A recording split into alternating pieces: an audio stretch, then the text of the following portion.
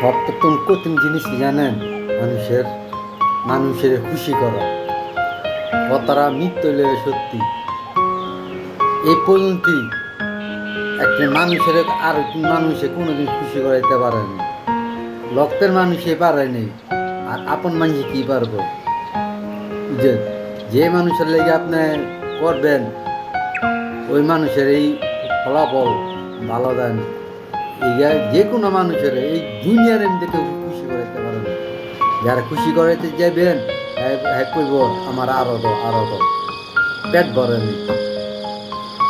যেমন ভাত খেলে পেট ভরে, মানুষের এমন একটা জিনিস যত দিবেন দাও মানে না করতো না, খুশি হইতো না।